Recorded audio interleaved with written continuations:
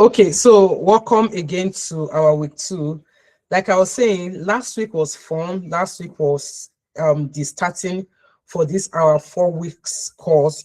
Last week we look at IAM, right? How you give permissions on AWS, and also on day 2 we looked at networking parts of AWS, which is VPC. And I must say that I'm so proud of. I don't want to say all of us because other people will share other people's glory, but I'm really so proud of everyone that has put effort to take their learning further, right? By doing the right projects, by writing up on LinkedIn. You know, it takes courage to write on LinkedIn, and you are not scared that you'll be judged. How many of us, we that submitted, that wrote something on LinkedIn, how did you feel?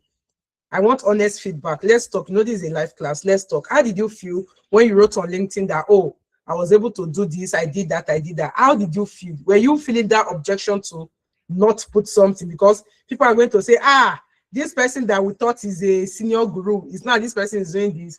Or you are feeling, people will think this, people will think that. But the truth is, nobody will think anything about us, right? So please, let's hear. I'm just going to give 2 people who really submitted and wrote. I want to just give them that opportunity. How did you feel before you posted? How did you feel after you posted, right? And do you think there was a shift in mindset for you, even having that courage to post what you did? You can raise your hands up so that we can nominate you if you are willing to share, but it would be nice to share, right? I will point you if you don't raise your hand though. How did we feel? Nobody's willing to share. There's more than posted though.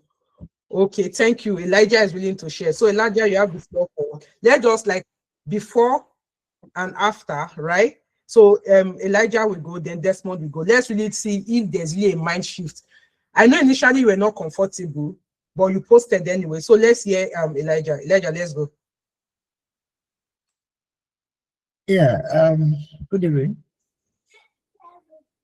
Yeah, we can hear you, Elijah. Good evening. Actually say about it. Hello, can you hear me? I can hear you. We can hear you, Elijah. Yes, speak up. Am I audible? Yes, so, yes. Like can you hear me?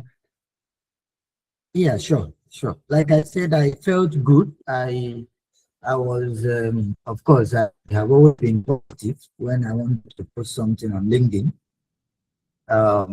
You see, learning is a continuous process.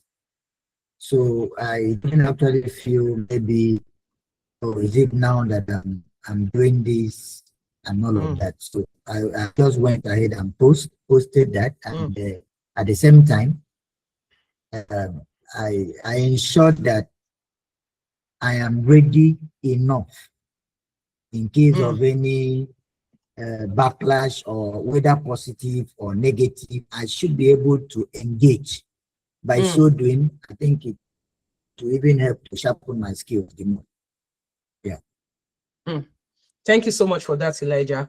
Okay, Desmond, let's hear from you. Thank you so much, and happy weekend in advance to every one of us. Yes, I'm talking from a direction of someone who actually tried to do this stuff, but I faced some difficulty because of my computer problem with the login and so on and so forth. Yeah, but I want to share this. Actually, when I get I already have the AWS Solution Architect certificate. So I'm talking at the perspective of sharing. So when I shared my certificate, I shared on LinkedIn that I have obtained the AWS certificate. Do you know, within 2 days, recruiters, they contacted me. Yes, I already got contacted, but one thing is sure, getting the certificate is more of theory, and getting to know the job well is what we are doing currently. So it's really amazing. Myself, because I face some challenges, I've not yet posted, but I have a lot to do with my LinkedIn profile before posting, because I am logistic inclined. I am a technical logistic inclined, so I need to get some other stuff edited before I can post. So thank you so much. I mean, we are doing so well. Our theory is for the certification. This is a practical, the job to be done when we are in the system. Thank you so much. I mean, the players are already contacting us. Thank you. Yeah, thank you much for that. One more person, is there anybody that posted their work they did on LinkedIn? I know a lot of you post, at least I can categorically say about 5 or 6 persons posted. Yeah, Richmond, did you post what you did on LinkedIn? Yes, I posted. Yeah, it was Richmond I wanted to call, not Desmond. Yes, Richmond, Okay. it was here I saw. So Richmond, let's hear your own view. Okay. Well, for me, most times I don't like when I'm working on something. I always try to keep it covered until it matures to a presentable stage. Mm-hmm. But I eventually posted it, and I got a lot of reactions. A lot of people I've not even heard from. They reacted to it, and then it brought a lot of traction. So it gives a lot of exposure and limelight. That's what I noticed. I love that. Thank you so much. And I love the fact that you agree that you are someone who likes to work in isolation, and until the soup is done, you don't like calling people, right? Yes, exactly. I get it. But that is the mistake most times we make, to be honest with you. Because by the time you are cooking, nobody is even aware of what you are cooking. When the soup is done, right, you really have nothing to talk about the process at which you use in cooking the soup. So let me give you a scenario, right? I'm a DevOps engineer. I've been a DevOps engineer here in the UK. So I went to AWS reInvent this December. I went the previous year. I went this last December in Vegas, right? And when I went to that reInvent, I was interested in, everybody is crazy about AI, data. So I was really interested in AI and data, right? So I went and took this boot camp. There's this boot camp on a data engineering and which other boot camp again, but it was all data, right? So I'm also someone that doesn't like to post because number one, I was like, hey, am I grammatically correct? Am I, those kind of things, you always flood of emotions. Or you're not like, hey, maybe my line manager will see it and my line manager will think I'm lying, that I did this when I never did that. I know a lot of that, but anyway, I just went, I wrote about it. I really learned a lot during that conference. So I wrote about it. Oh, this is what I learned. I'll publish 1 or 2 notes regarding that. Just for that, now I'm not a data pipeline engineer. I am a DevOps engineer. Just for that alone, if not that I'm not willing to change job now, of course, there is many downside, or there's good side and downside to changing job, right? If not that I'm not willing to change job, do you know how many opportunity I have gotten as a data engineer, right? As a platform, AI platform engineer, that the salary totally outweighs whatever it is I'm earning now. In short, there was one that reached out. They were willing to, of course, I know if I go through the interview, I will go through it, right? They were willing to even pay close to 110K. If you're in the UK, you know that 110K in a year is one of a very big salary. Why? It wasn't because I am a data engineer, but because I wrote about what I learned. I don't know if you understand. It's when they call you, say, oh, we saw your article you wrote about what the bootcamp you did. Do you understand? So there is power in posting. Let us not wait for it to be fully mature, because the truth is it cannot be fully mature. But when you learn in public, you embrace the shame, like what happened in the group today. Somebody actually did a very beautiful architecture. Even me, that was Richie. Even me, when I saw, because as you submit, for those who have not submitted, on the platform, as you submit and you upload the screenshot, I go through it, I read it, right? And I give feedback.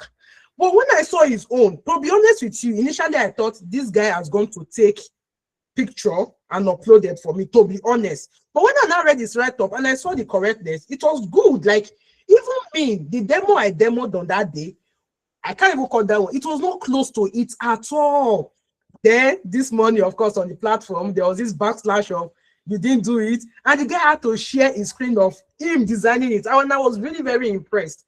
Do you understand? That was a good thing to write on about. And I'm happy he has wrote about it. He has put it on LinkedIn, right? And you get this traction. How many of you have really gotten, for a long time, you might not have, nobody even noticed you. You're always scrolling past other people's posts. To be honest, you scroll past, you comment. But now you have something to post about. And please don't be ashamed.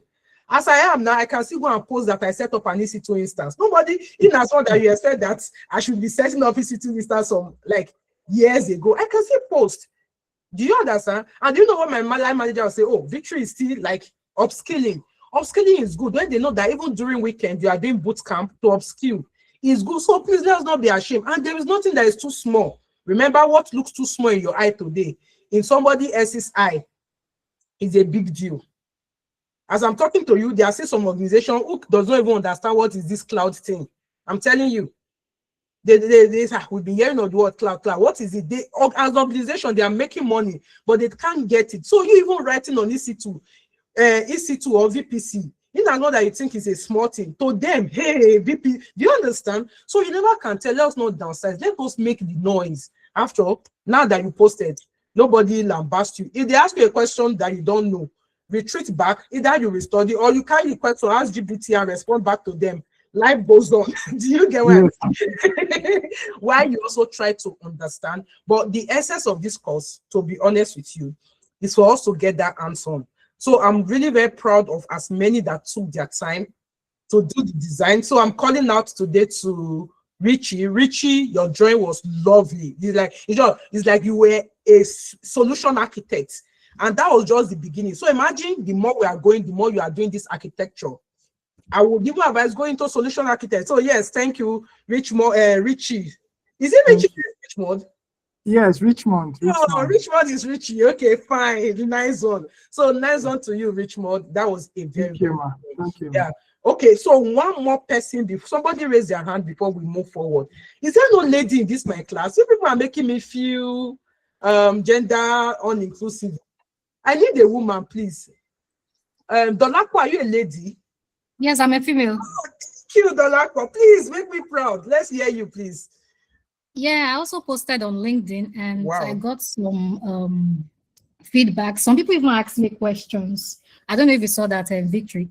Yeah, I They saw asked it. me questions about private and public subnets, and I had to go back and look, do some ChatGPT and check and validate my answer before posting back. So it was great. I learned a lot.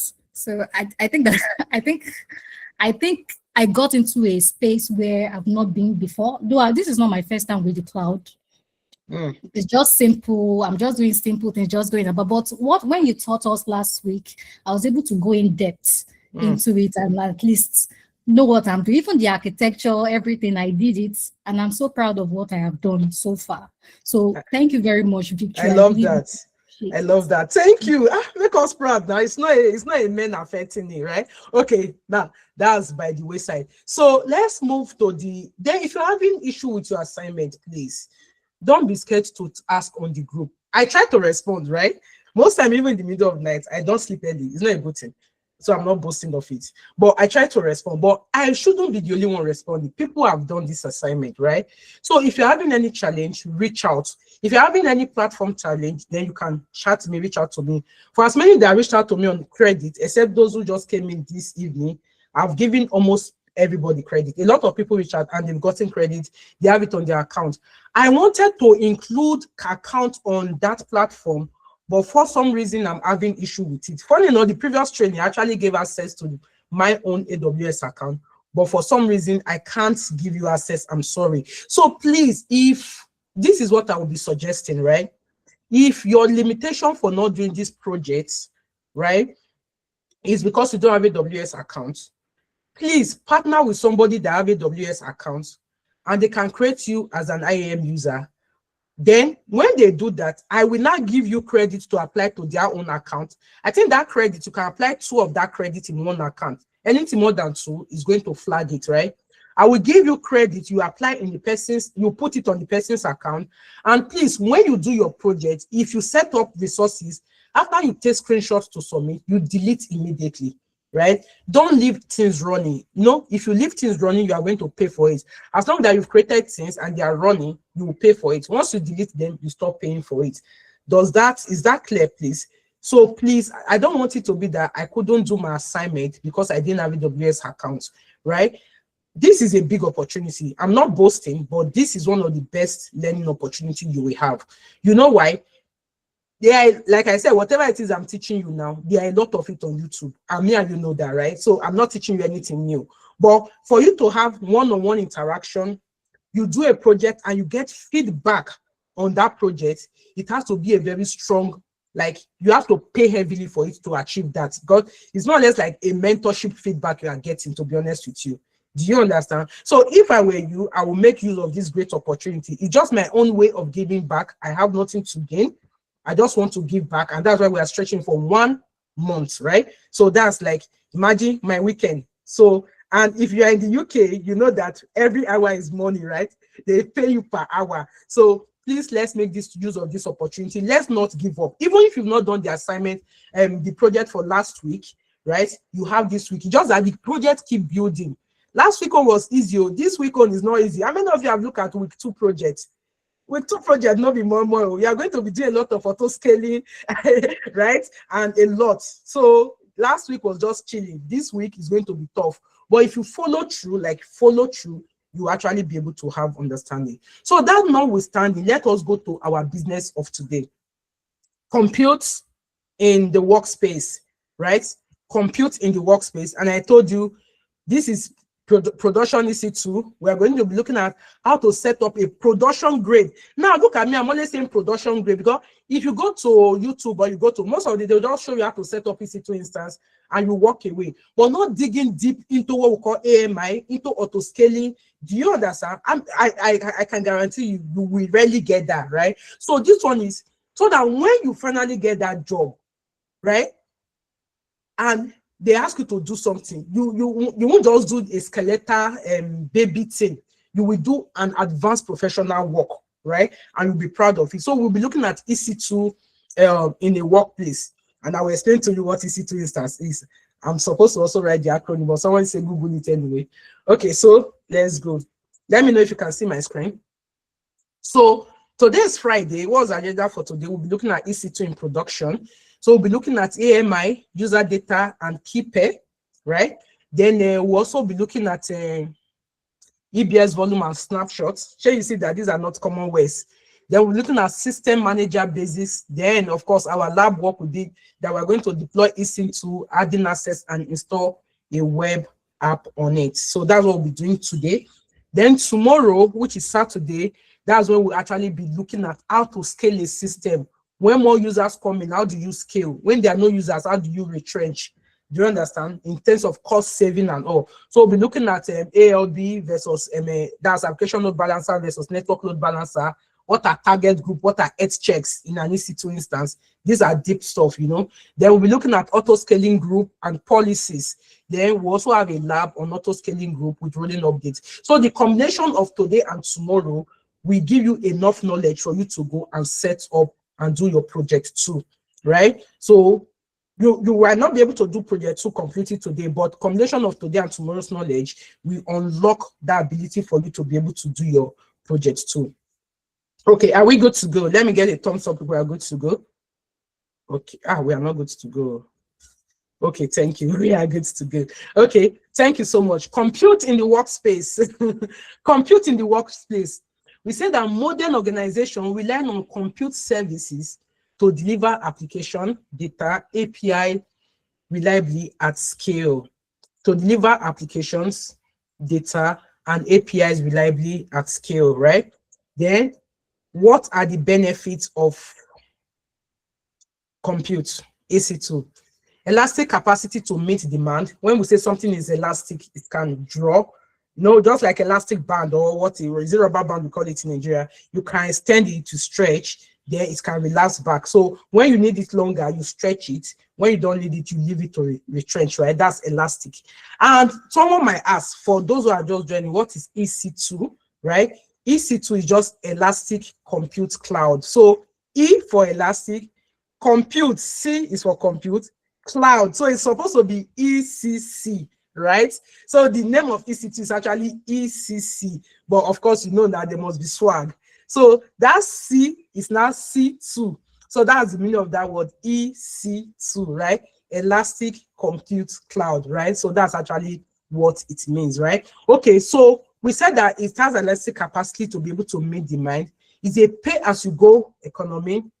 It's globally available and durable, and you can have integrated security, monitoring, and automation. What am I saying in essence? Let me break down the grammar. Example.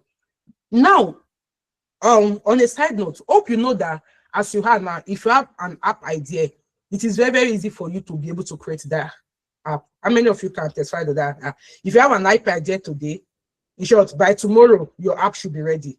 How many of you know that that's the world we are in right now? Nobody knows that that's what we are in right now. Okay, let me ask the question again. You know that if you have an idea of an application you want to create today, like the idea comes to your mind. Before now, if the idea comes to your mind, it's easy for you to shove it off. You know why? You feel, number one, I'm not a developer, I'm not a programmer. To pay programmer is very expensive. So actually, it's big companies that should own application. But the way the world is today, like as I'm talking to you now, if you have an application, an idea of an application that comes to your head, right, today, in the next 24 hours, that application can be live. How many of you agree with me? Why is the only Farouk that's agreeing with me? Okay, thank you. Everybody agrees with me now. Okay, so that is the world we are in. But it's not just enough. That is when you now understand. You know, there was something I wrote on the group that day, and I was like, why do you need to learn cloud? Because now it's like with the age of AI, we are all being discouraged to want to go into tech. Tech is still going to be a very strong career path, to be honest with you. But is now, what do you even have about tech, right? So now you can vomit code. AI can vomit code for you, like in the next 8 seconds, right? But what you as an engineer need to do is to understand architecture and reasoning behind it. That's what, if there's any reason for this class, I've already been trying to promote reasoning behind a thing, right? Why are we having this? So imagine now the AI vomits the code for you, like AI vomited the code for you. What do you do with that code? Do you understand? How do you deploy that code? How do you make it reachable that you can call me or call somebody in US or call someone in Canada and say, hey, take this URL and you will see the beautiful application I've designed. How do you do that? That's where the issue of compute comes in, because at the end, whatever thing you are using in this world to access the internet, for example, we're on Google Meet, it's all running on a compute, right? It's still running processors and memories being used, even on a live call like this, right? The whole Google Meet is being hosted somewhere, running. It's an app. Google Meet is just an app running a server. Do you get what I mean? So even the Get Techie Challenge platform is an app running on a server. Do you understand? So it's the server now that we are calling the cloud, the EC2. Most time it's not EC2, but behind everything is always a physical computer somewhere, right? So running on EC2, now we said that it has the ability to increase or decrease on demand. And like I said, I gave the example earlier that if you have an application running, the more people log into that application, like when I mean people, a lot of people, one thing about cloud is that it has the ability to expand and accommodate those people based on your configuration. And if people stop using it, it has the ability to collapse back to save you costs. I mean, we've heard of Black Friday. Black Friday is an example that engineers really sit up. Black Friday, a lot of people are going to hit your platform. People that have never bought from you before, they have kept the goods in the cart since January. But you see that Black Friday, that is when they want to check out that goods, which is November or December.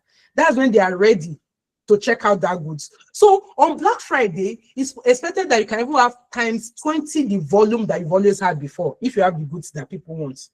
But when people are hitting your server, they're also using resource, they are consuming a lot. Will your server be able to stand, or will your servers collapse? Will your server collapse? So what a EC2 does for us, especially what we'll be configuring, it gives your server that flexibility that the more people hit your server, it's able to expand, right? And the lesser people hit your server is able to collapse. That's just what we mean. Then we're also saying that it's a pay as you go. What do we mean by that word, pay as you go? It means that as it expands, your money will increase, right? You pay the money. But if it collapses, like if the sizes reduces, right, you pay lesser money. Now somebody is asking me, how does it increase and reduce? Let me give you a very simple instance. Most of us have a laptop, right? But the worst of all, let's assume we never had a laptop. We all had a phone. And when you want to buy phone, yes, we know it. We can judge phone based on screen, but majority of the reason why we buy tech devices, especially phone and laptop, we always check for two major things: the CPU and the RAM. That's the processing power and what? The memory of that laptop. Do we agree? So most time, if you check your laptop, some of you might have what's the smallest laptop now? Let's say your laptop is 8 gig RAM, right?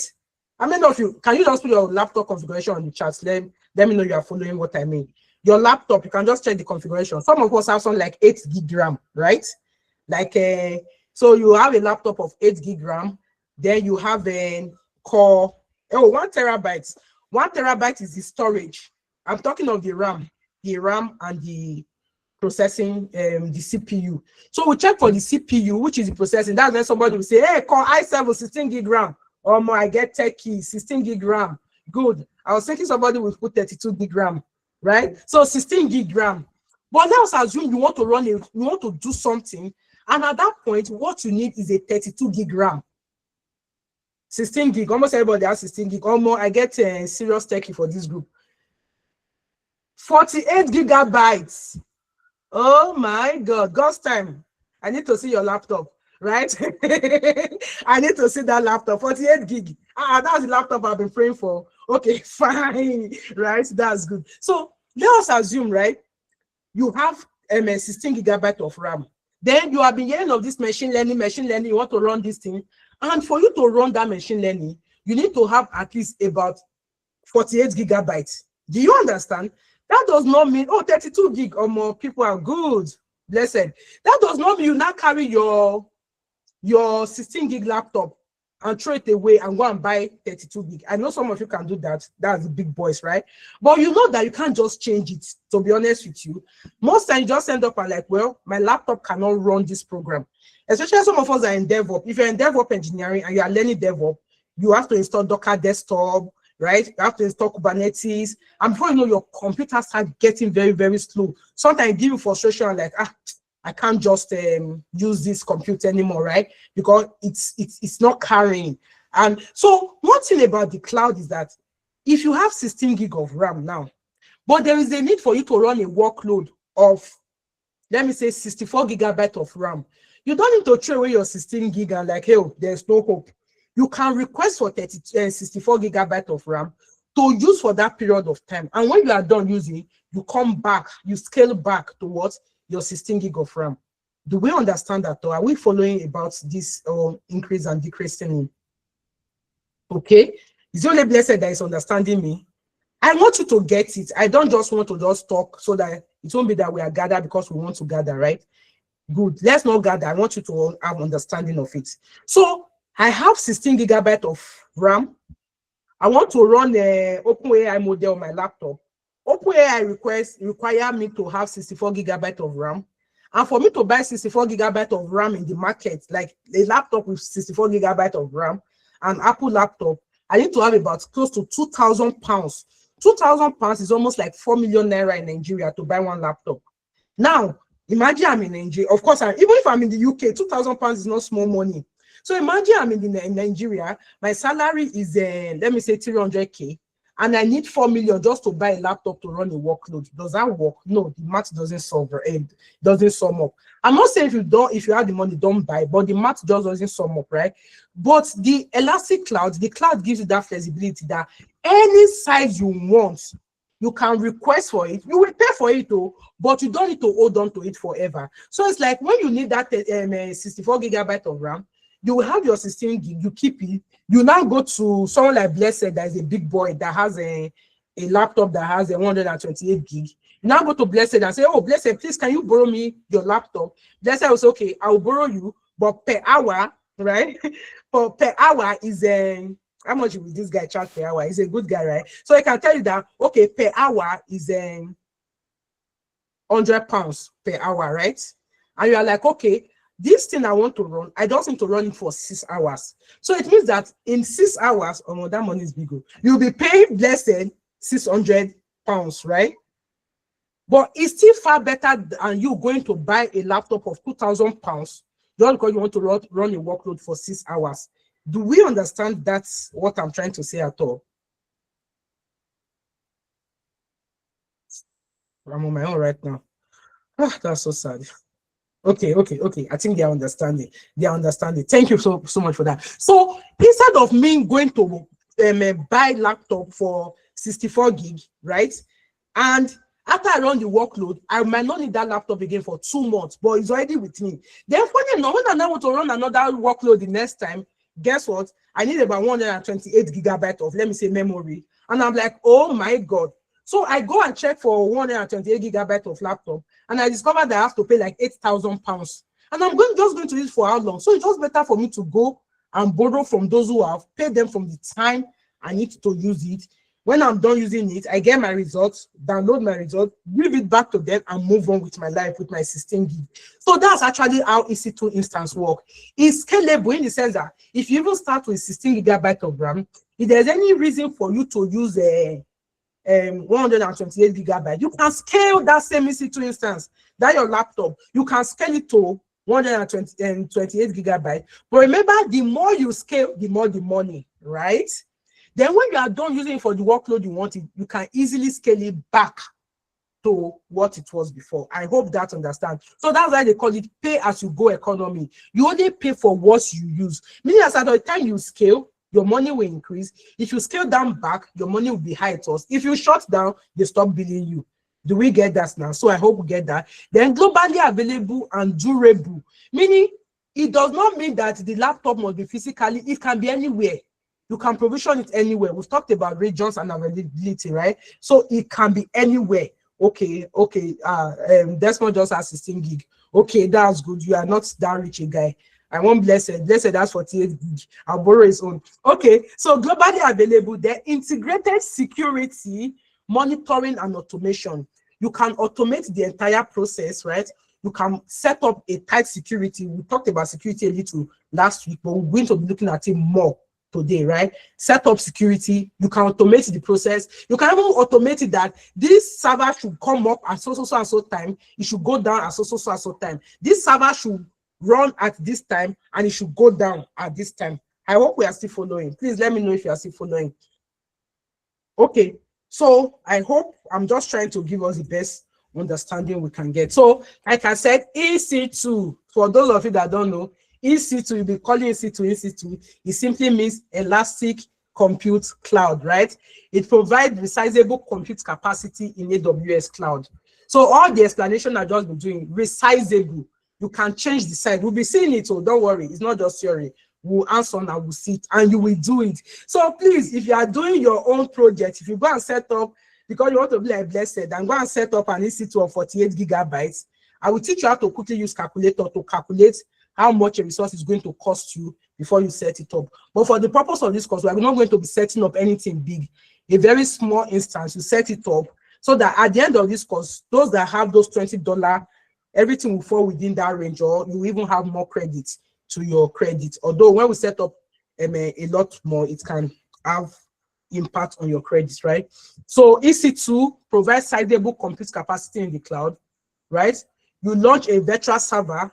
We call the virtual server, we call them instances, right? Virtual server, more or less like virtual computers. Like you have physical computers to yourself. Virtual computers is the one that are in the cloud, like they are in AWS accounts. You can't really see them, right? So, and I've already corrected that concept of cloud. That cloud does not mean the cloud that you look up to in the sky. It's just a remote server somewhere, right? That is well networked. Then support multiple operating system and virtualization type.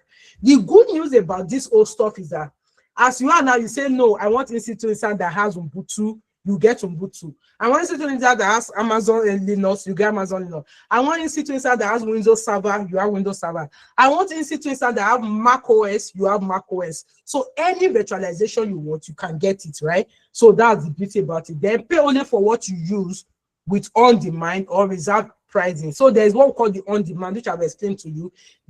As you use it, you pay. If you don't use it, you stop paying. But there's also what we call a reserve pricing. Reserve pricing says that in your company, yeah, this is another quick takeaway I want to give to you. So as a cloud engineer, if you are working in an organization and they are running EC2 instance, one of the way you can save them costs is, first of all, you look at the EC2 instance.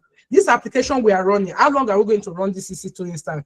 Some will tell you that they've been running this EC2 instance for 10 years. And if you check, they are still on demand pricing. The only way you can save them, one of the way you can save them from pricing and from a cost, you can like, okay, since we know we have been running this server, and we are not going to change the configuration or whatever, and we are still going to run this server for the next 1 or 3 years, why not let us go for the reserve instant pricing? I will show you all these things on AWS calculator. It saves cost, because one of the things you should also know as a cloud engineer, not just that you go there and provision infrastructure, right? You also go there and save them costs because of your cloud knowledge.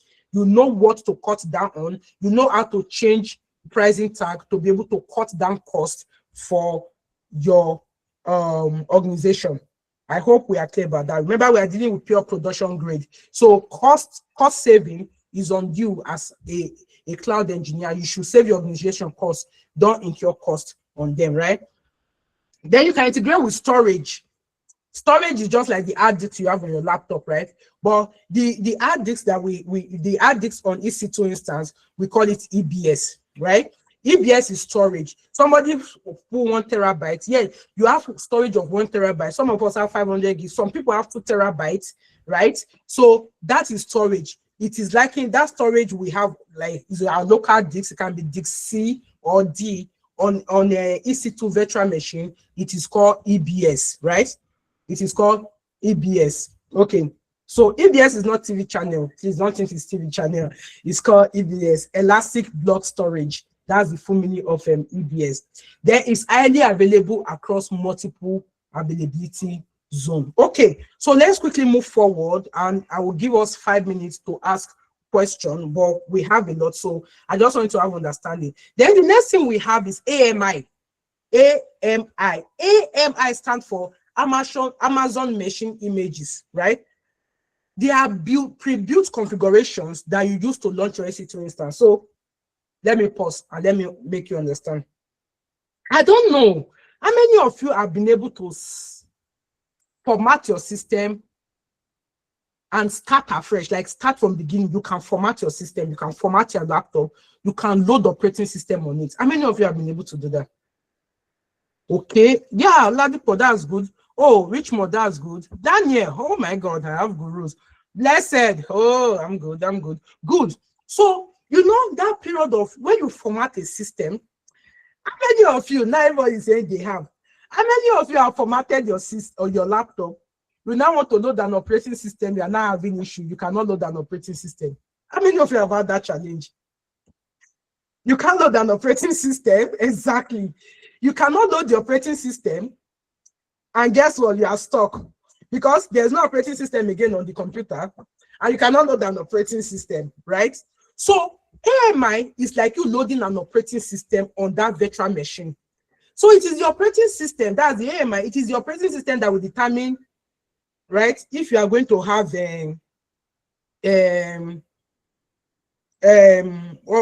Amazon Linux, this and that. But not just that, it's also going to determine the programs that will be run initially you set up that machine. So let me give you an example. Let us assume you are in an organization and they have a software. And this software, that's their major software, right? The software is their market. When you are, and so what they do, anytime they set up EC2 instance, the first thing they will install is to install that software, right? And they'll start using it. Next time again, if they want another EC2 instance, they will set it up, install the software, and start using it. And the software, sometimes companies are interested in their software. That other businesses like this, their software. Let us assume that the software processes some financial data, or the software can do one thing or the other. So such a software, are you getting now? They need to also, like, they install for customers, right? Instead of them always having to set up EC2 instance and then install the software, they can as well set up that EC2 instance, install the software once, and take a snapshot I get now, and create what we call an image. So it's like you install the software, you now like snap it picture. So at that point, when you have that AMI, anytime you now use that AMI to start another EC2 instance, you don't need to reinstall that software because by default, that software is already coming with it. Okay, let me give you an example. We've all bought Android phone in one way or the other, right? Apart from the Android operating system, there are some pre-installed software that comes with it, right? Even the ones you don't like, they just come with it. They just assuming you like it.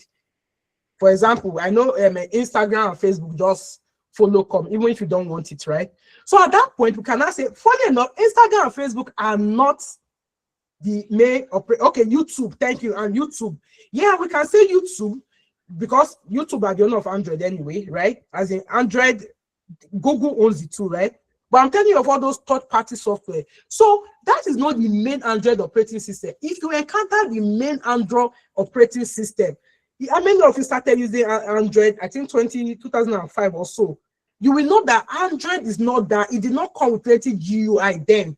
And it did not come with all these plenty add-ons, right? It was, so we can also say that when they have Android installed, they will now install those third-party stuff and take the image of it, like take a snapshot of it. So that anytime they now reinstall that, they install that Android on any phone, it will not only come with Android, but it will also come with every of those software. So that's what AMI means. And it is used in organizations a lot, especially when you want to do an auto scaling, right? When you want to do an auto scaling, you want that any image that is being set up must already have that software you are running. That's the only way auto scaling works anyway. So we'll look at that. So that's just what AMI is. It includes the operating system, the installed software. So we are looking at it includes the Android, then those Facebook and Instagram that you don't want that they add to you. So we can say that's an image, and the configuration data. So all that application needs to work in that EC2 instance is already slapped on the default this thing. So it now comes as an operating system with that software already existing on it. So it consists of one or more EBS snapshots. So it always comes with a snapshot that has all the launch permission, the device mapping and all. Then it allows, now why is the reason for AMI? It allowed rapid provisioning of consistent environments across teams and regions. Why it is good is that the way I installed it might be different from the way you install it. My configuration and your configuration might be different, right? So the best way to do it, have a snapshot, know clearly that whenever this AMI is being installed, the configurations are going to be the same. And then whatever configuration is there, what we are using here in the UK is what we are using in the US, is what we are using in Canada, is what we are using in Nigeria. I hope that is clear, but I will give you an opportunity to ask your questions, right? So custom AMIs can be created after configuring an instance. So how do you create an AMI? You set up your EC2 instance, you will install your software in it, you take a snapshot and use it to create your AMI.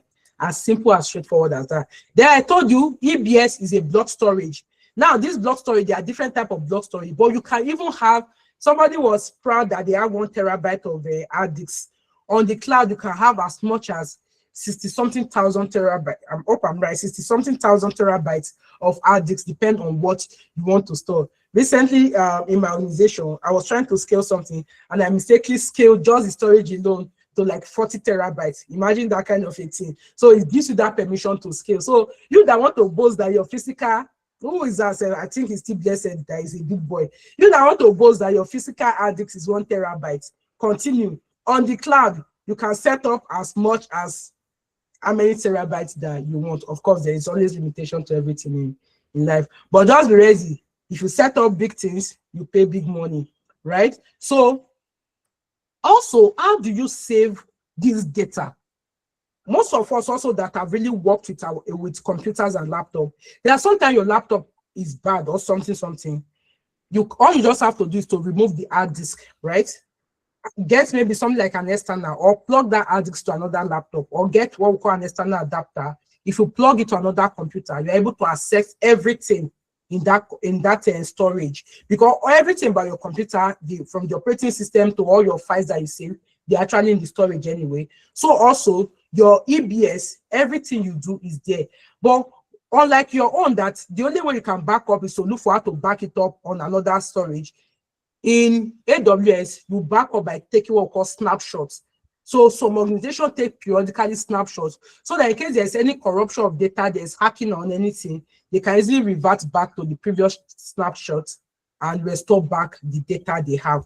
Although depend on the point in time that they took that snapshot. We'll also ask questions regarding that. So let's move forward.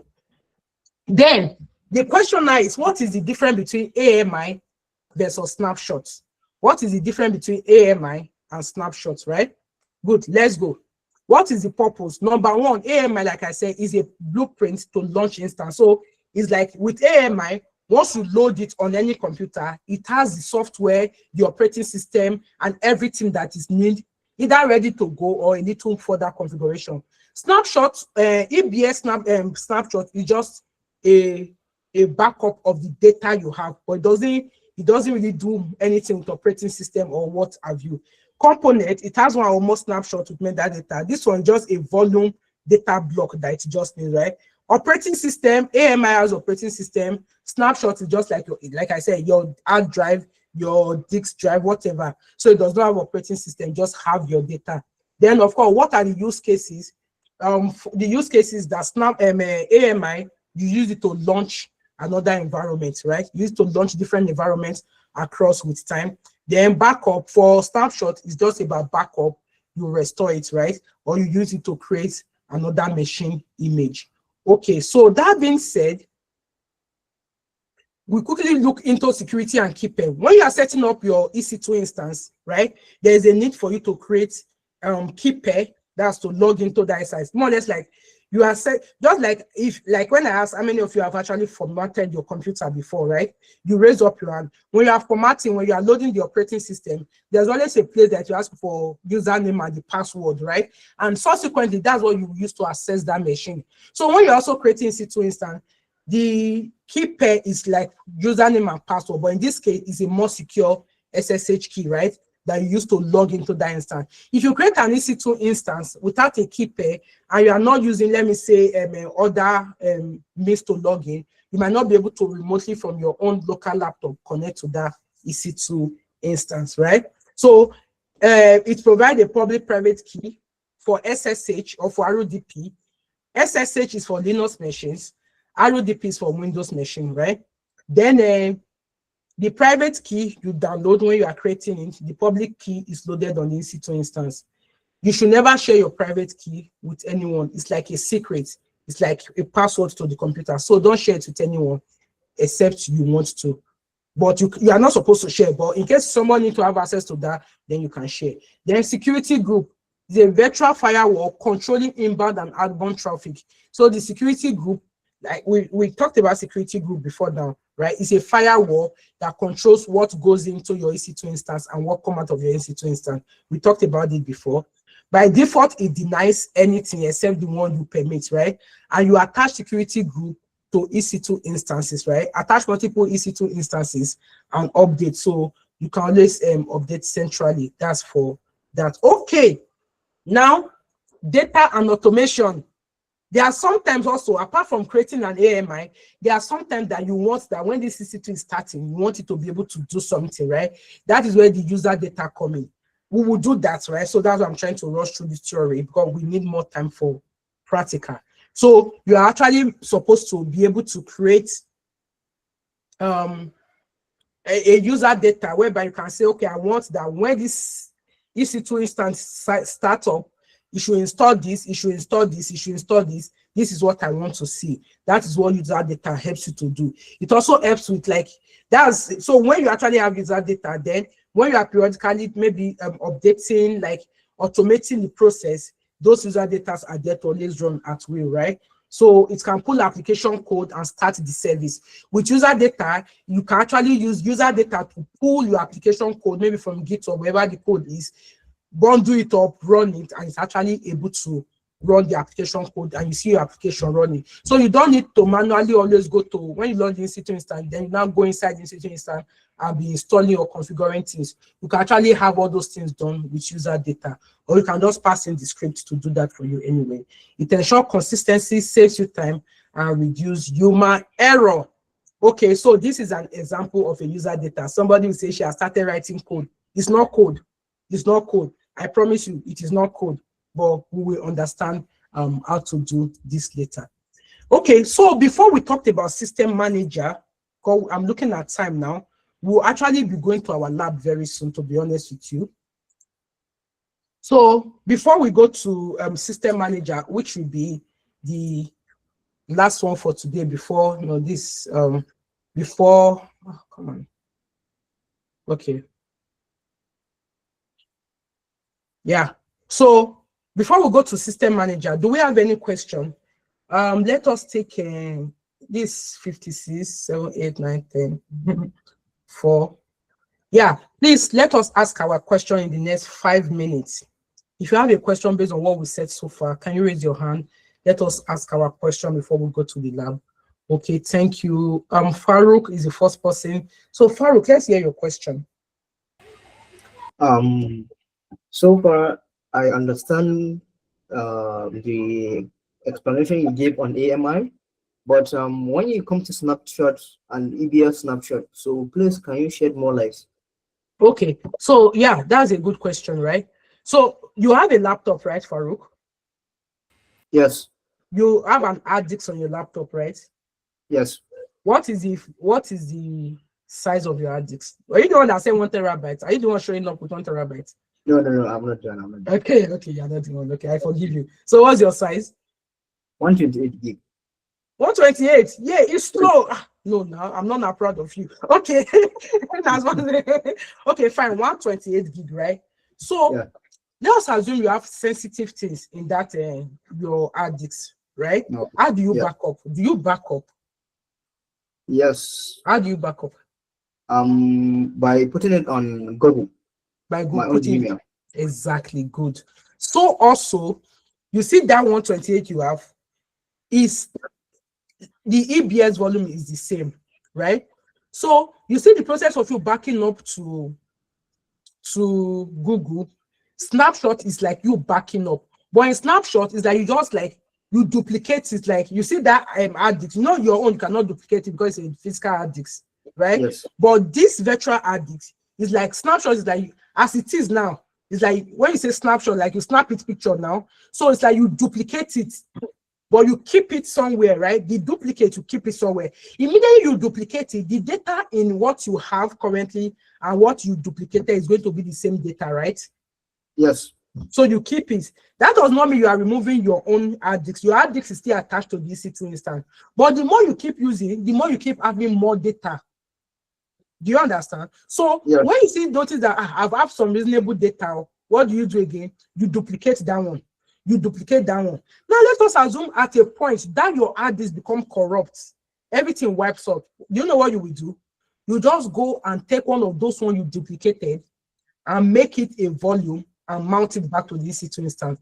And at that stage, you duplicated that, you took that snapshot, the data from there is going to be available to you because those ones are not corrupt. Do you get that? Yes. Okay. So it's like a backup, like a duplicate, you duplicating something and backing it up. Okay, thank you for that, Farouk. Yes, any other question? We have opportunity to ask question now.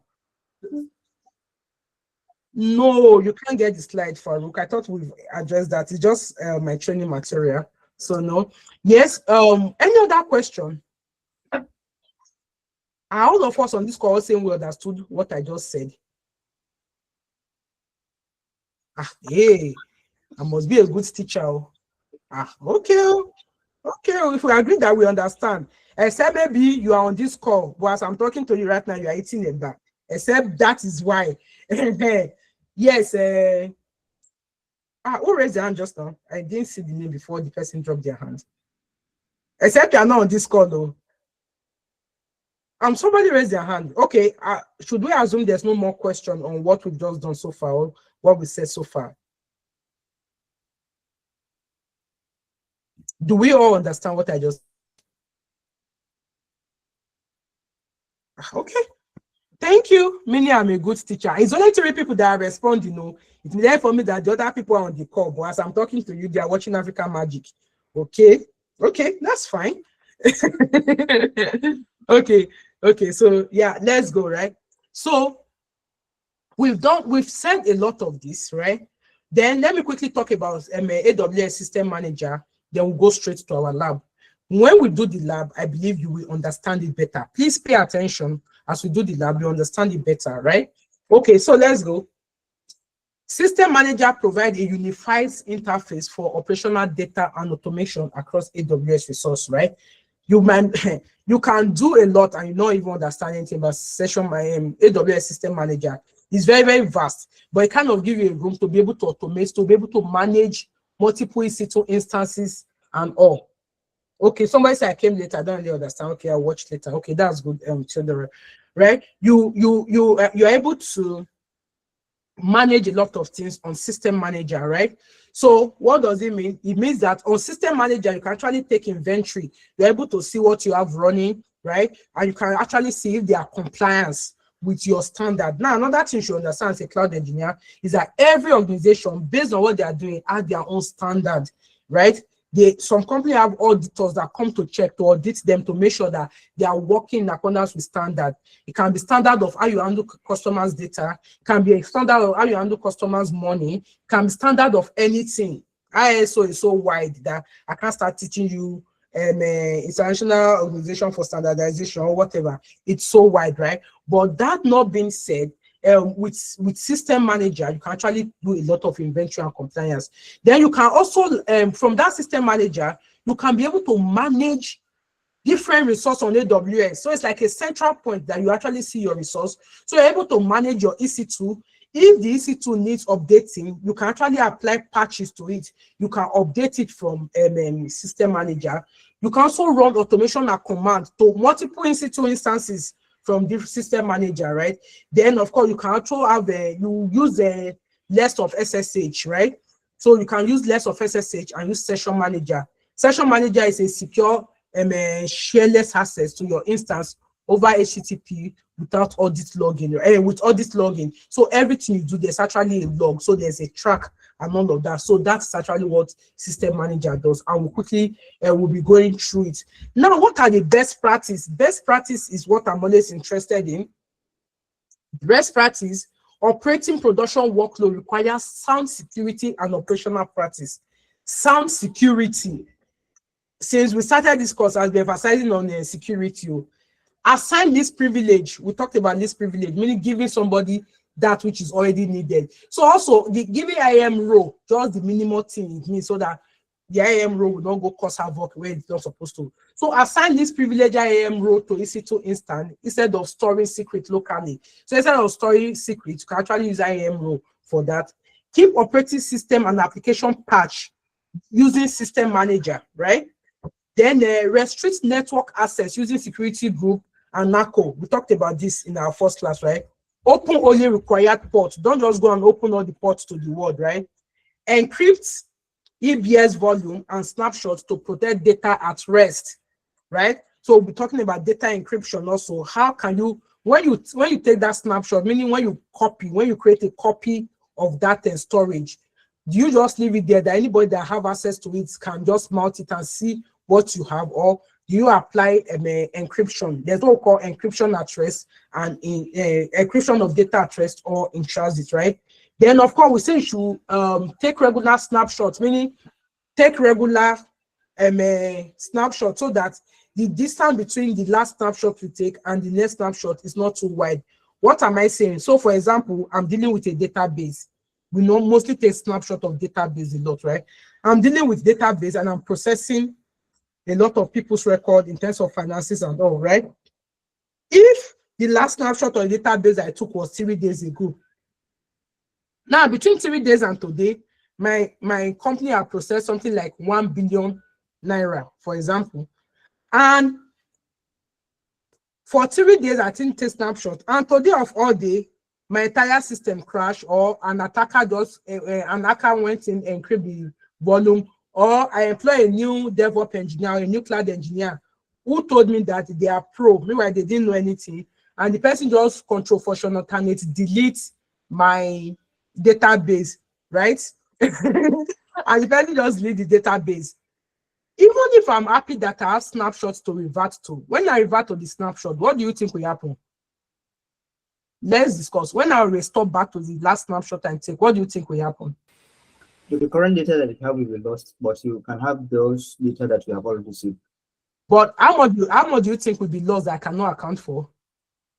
A lot. Depends on the company and organization. Exactly. Because the scenario I was giving, I said maybe within that 3 days, I'll process over $1 billion or 1 billion, whatever. It means that I don't have record or data to show for that $1 billion. Do you understand what I mean? So I can say lost a lot of data. And that is why the reason why DevOps engineers or cloud engineers are being paid a lot is that in and out that they really don't see the work that you do, they really don't see you writing plenty code and what have you. Without infrastructure and a very secure infrastructure, there is no company, there's no business, right? If you delete a company's database and there's no snapshot to show for it, that company is gone. Do you get what I mean? So those are the things that we put into consideration. Okay, so I said take regular snapshot. Okay, that's what I was explaining. They use a system manager, session manager, instead of opening SSH ports for remote connection or administrative work. Okay, so that being said, let us go to our lab. What are we going to be doing? In this hands-on lab, we will provision an EC2 instance, secure access using a simple secure access and deploy a simple web application. We're just going to deploy maybe welcome to my EC2 instance or something like that, right? So that's what we'll do that first. Then after that, hopefully we have time, we actually do launch and configuration, whereby we're actually able to launch and configure EC2 instances and all. Then after that, we are going to add in whatever it is that we have, right? We'll define the security group of that instance. Then we can, if we have time, we'll actually look at session manager, attach permissions and role, and we're able to do that. And of course, we can just recap MD1 and we'll take snapshot of our ABS volume and destroy everything. So that being said, I'm going to go over to AWS now and we'll start from there. Does anybody have any questions so far? Any questions so far? Yeah, let's take 3 minutes to answer your question. Okay, yeah, Desmond, your hand is up. Yes, I posted a question on the chat slide. Okay, maybe I missed it. Yeah, so the question was, does the snapshot also occupy space since it's a replica or a copy of the original data? Yes, so you also pay for snapshot because there are volumes that you are using, right? So yes, it's so the size of your disk will be the size of your snapshot. I don't know if that answers your question. Yes, thank you. Yes, the size of your disk will determine the size and the size. What's happening to me? Oh, yeah, my keyboard is designed to fail today or 4 days. I thought I've been on this keyboard. Just give me minutes. Let me connect. Okay. Why? Yes, please, you can ask your question as I'm changing the keyboard. My keyboard just decided to not respond. You can please ask your question.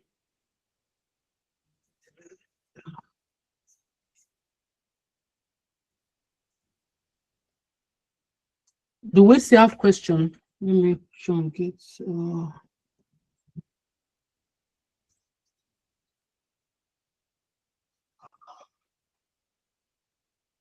Can you see my screen, please?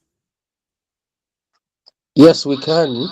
Okay, yeah, I'm coming. I'm just doing some questions. Yes. Do we still have question? Oh my God, I just lost it now. Okay.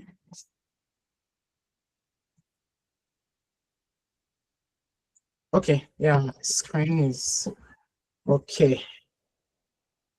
So let's. Okay, so I'm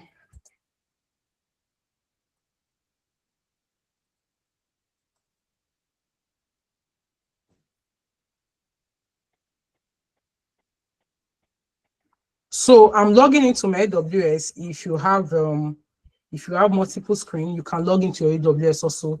Remember when we were talking last week, right? We said that there is nothing you can really provision if you don't have a VPC, right? The foundation of anything is VPC. Are we still together? Please let me know if you are following me. Are we still together? I can't really see you. I can't. Yes. Screen. Yeah. Okay. Okay, thank you. So we said that the foundation of anything, before we set up anything, we must have our VPC running. Do we agree? Yeah, we said so, right? But now I am using EUS2, and guess what? I don't have any VPC. Let us even try and see if I can create EC2 instance without the VPC, right? So I'm going to come here to this search. Okay, let me try and increase it so that you see it better. Let me zoom out. Let me know if it's better. Is it better now? Good. Okay, good. So I will come to this search bar, right?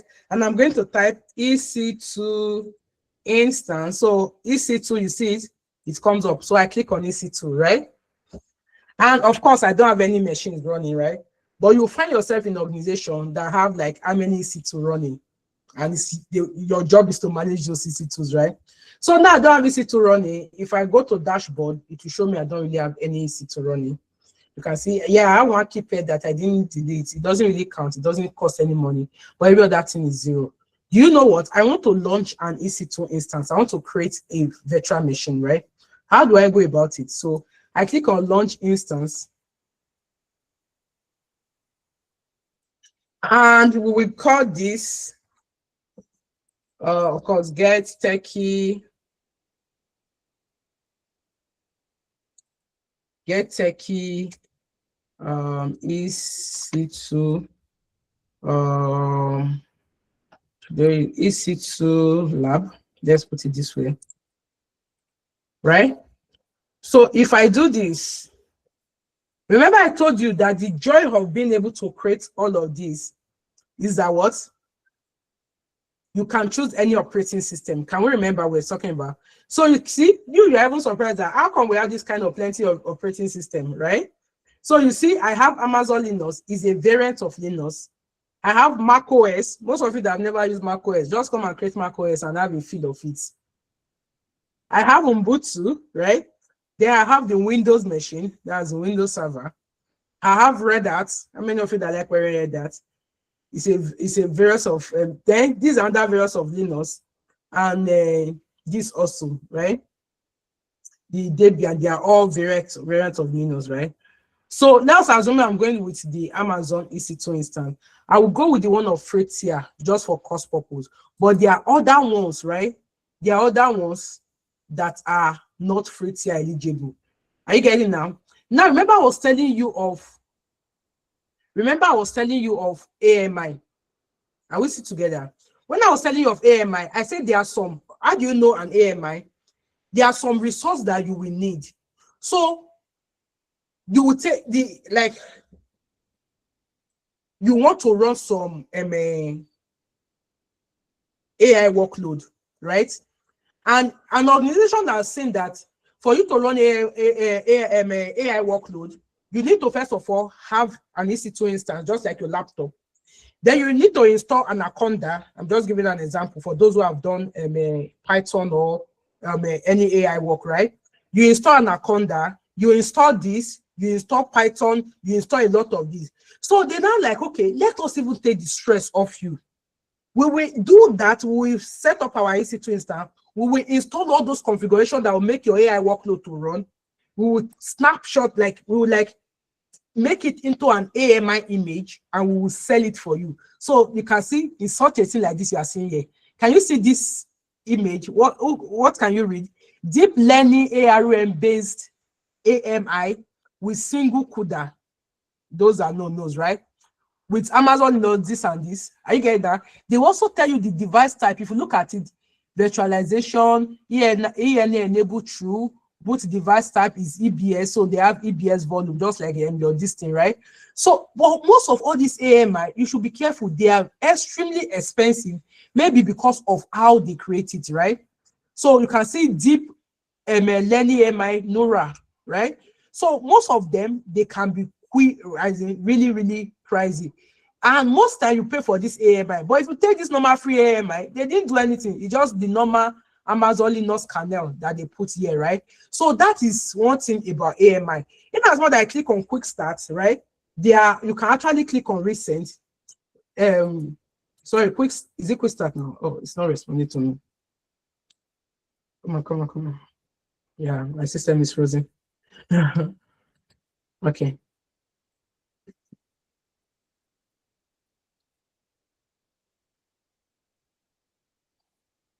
Yeah, just give me a minute. My system is frozen up, not responding.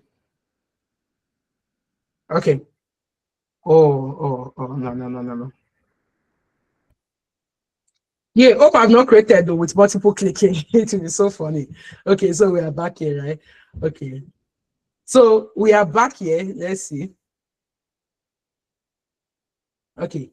So let's go back. What name did we give it before? We said it's get techie.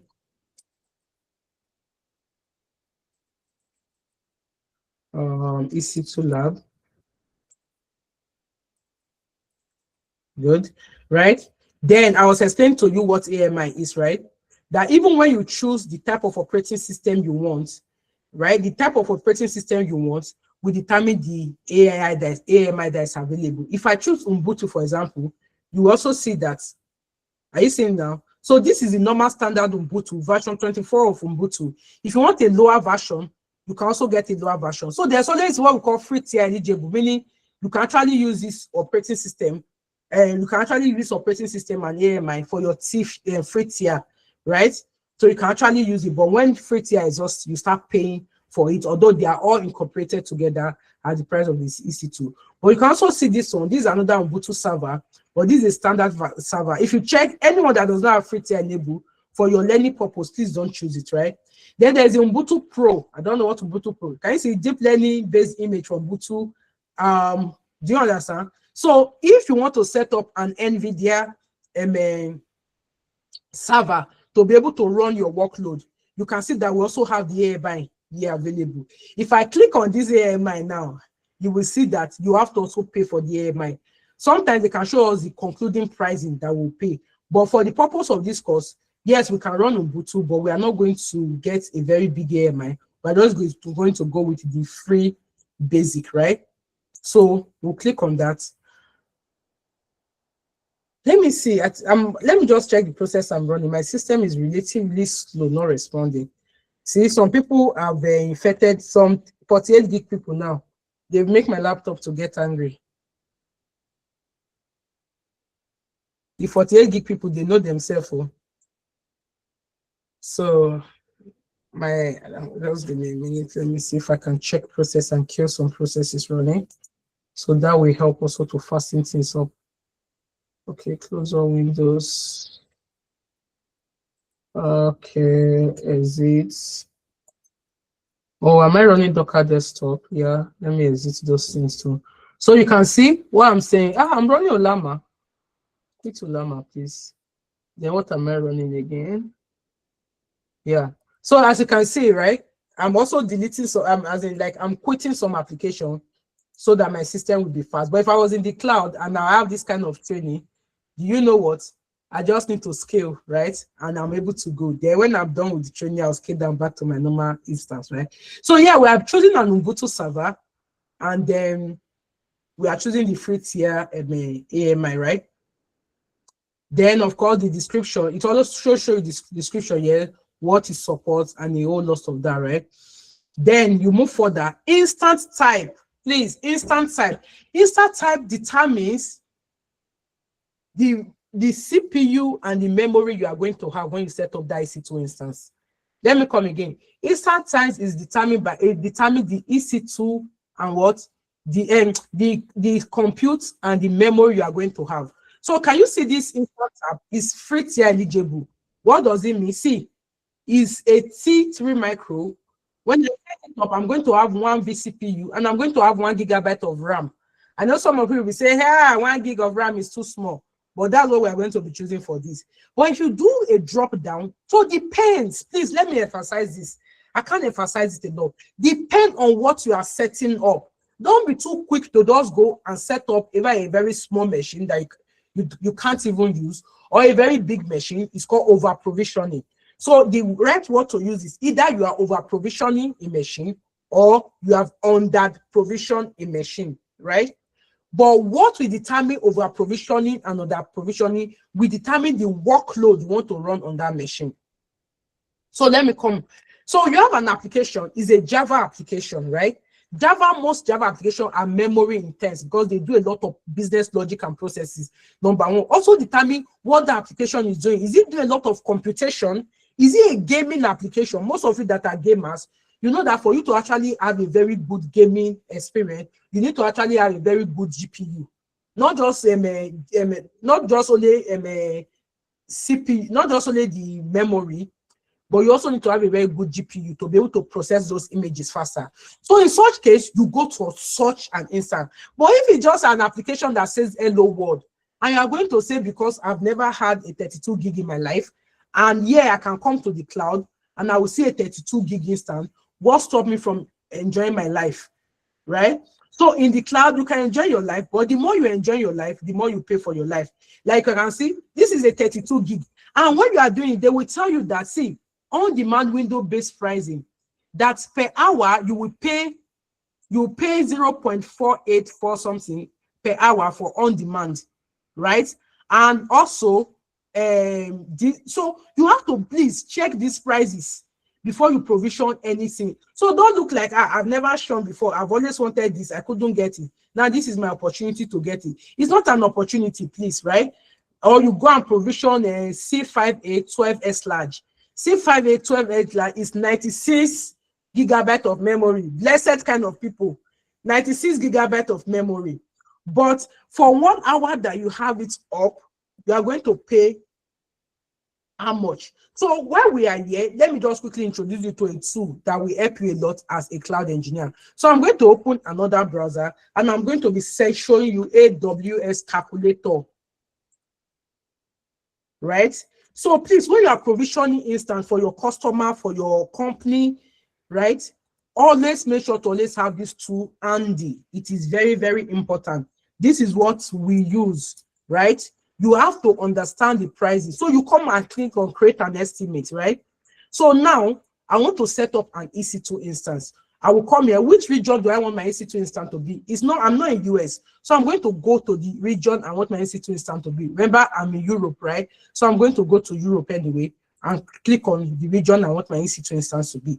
Are we still following at all? Which service do I want? I just want to provision an EC2. So I will come here and search for EC2. So I'll click on configure EC2. Right? Good. I'm happy we are following. So, what's happening? No. I've not configured now. I've not configured. Okay. So I said I want EC2. Good. So I will come here and click on configure. Can you see? I think I've configured something before, but let's just see this EC2, right? So I've chosen my region. Let's wait for it. Now, good. Look at it. What operating system? Different operating systems have different prices. Linux is cheap on AWS. Windows is not that cheap. But depend on what you want. If the application you want to deploy is a Windows application, then you don't have option that to provision a Windows server, right? I hope we are following. So you can see, I can see what kind of operating system do I want. Can you see all the operating system here? But for here, we want a Linux. Is it Linux? Yeah, we want a Linux, or we can just go for Ubuntu, since it's Ubuntu we have chosen. No, not Ubuntu Pro. So Linux generally, right? We choose operating system is Linux. Constant usage, yeah, right? Then number of instances, let's say we want one. What is the instance name? So if we come back here, instance name, where is that one that entered our eye? Where is that one that Blessed provisions? Someone like Blessed, that is a big boy on-prem and on the cloud. Where is that one again? Where's that 92 gig Blessed guy? Okay, look at it, right? So please, I'm always having issue cramming this number and I cannot copy. So I want someone who has a very good memory, cram this number for me. C5A 12S large. C5A 12S large. So I come here and I search C5A, right? Dot 12X. Yeah. 12S large, right? That is all I need, right? So let me see. Did he get that? So I'll press enter. Did I get that? It's not saying it all. Okay, yeah, it has seen it. Can you see? So 65812S large will give us 48 vCPU, 98 gigabyte of memory with a network performance of 12 gigabytes. We have an EBS storage, right? We can add more storage to it, right? So yeah, fine. We want this guy. So let's click on it, right? And that's all, right? Now, on compute, I told you you can save your organization money by doing what we call a savings plan, right? Or you can do saving plan for 3 years. Either no upfront. No upfront means that you are not paying the money, but they will lock you down for 3 years and your money will be a bit cheaper. Upfront means that you pay them the money. Upfront is far cheaper than no upfront, right? Then there's the on-demand, which we always use. This is the pay as you go on-demand guy. But let us go down. So for us to run this server for 1 month, it's not that expensive, judging by the big boys and ladies I have in this class, right? For 1 month, it's just $873 for, if you are using compute saving plans. For EC2 saving plan with no upfront, it's just 600 and oh, sorry, this one is, they are both 3 years. So let's make it 1 year because you might not lock down for 3 years. So for the big boys, yeah, now we are getting the real price. So if you lock it down for 1 year with no upfront, for, of course, you guys are big boys. What is 1,260? $1,216 is chicken change to people like Blessed, right? So for the EC2 saving plan, it's just $1,004 per month. Then, of course, on demand, if you are running on demand, it's very, very cheap, right? It's just 1,594, like 1,005. So for those who want to be big boys in this class, and you set up this EC2 instance and you leave it, in 1 month's time, you are going to be having 1,005. So instead of paying this 1,005 to AWS, why not just go and pay for my DevOps mentorship course and become a professional DevOps engineer? And for spot instance, right, this is what you'll be getting. Can you see the cost? Do we understand this aspect that I just walk you people through? Yes. Can you see its application at all? Can you see you applying this knowledge when you are in an organization working? Can you see yourself? Yeah. Yeah. Okay. How do you apply this? Let's quickly get feedback before we go back. I just want 1 or 2 people. How do you apply this? Because it's not enough for me to just talk. I'm standing teaching this class. It's not enough for me to stand for 2 hours. At the end, you are just going to listen. Some of you are eating the bar because your cameras are not on, right? How will you apply it? Yes, Ahmed, that's Farouk. Let me just give me 1 or 2 words how you apply it. Then or 4 will be the second person. Let's go. Ahmed. Yeah, so when, for example, the CEO or your manager or your senior asks you, hey, Farouk, we are planning on putting so time. I'll say, okay, so when are you planning? What is the duration of the service going to be like? Is it going to be 2 years or 1 year? He said, let's just assume for 1 year. I said, okay, so it's best if you use like what do you call it, like you take the storage, like you told the Amazon that you are going to have this for 1 year. So I will go there and check in for the service we are going to be having, and I will just upload and tell him, so this is the best practice we have, so it will save us money for us to have this, unlike if you are using on demand, which will cost us another money. So that's exactly. I love that. Or for let's hear from you. Thank you very much, Ahmed. That was a very good one. Or for let's hear from you. How do you implement this in production, like as in your company? Let's go. Okay, so if my boss asks me to provision an application and on AWS, so I'm going to use the calculator to like check one Excel. I'm going to ask him to give me a bit of time and see what the application really needs, and in that aspect know what level of provisioning would do, or what I would try to calculate the cost of the AMI we're going to use, calculate the cost, know the storage, know the CPU, know how much CPU that application will need or whatever the application needs. So I will try to calculate the cost using the AWS calculator and get the estimate and send it back to my boss. Yeah. Oh, that's a very good one. I love that.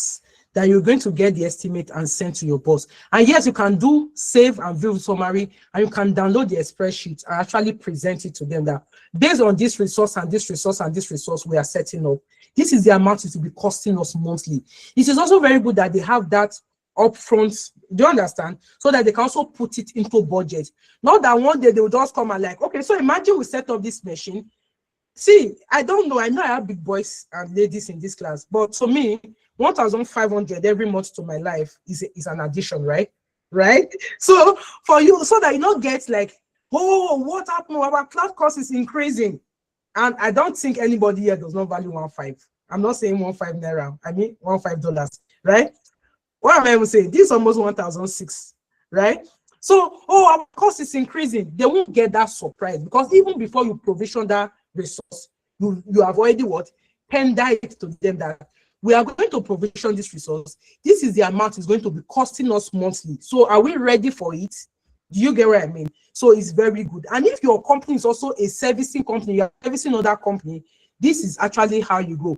I've just done an example for EC2 instance, but you can do example for almost all resource. So this calculator, you always keep it handy. Do you understand? So this now for the big boys that have never used a 98 gig, as compared to what we now want to use, which is our T3 what? Micro. So let me come back here now and change this our instance type to what? T3.micro, right? Yeah, okay. So if I search this now and I click on this, see, this one is just 1 gigabyte of RAM with a 2 vCPU. So on demand, if I leave this application, if I leave this service running for 1 month with on demand, I'm going to get what? Can we see the difference? It's not 1 year, it's one. Let's leave it for 1 month and 1 year. Sorry, not 3 months. No upfront. So can you see? In a month, I'm going to be getting $7 for saving plan. I'm going to be getting $5. But for on demand, I'm going to be getting $8.61. And for which plan is this? Okay, for spot instance, I will be getting approximately $3. Do we understand this at all?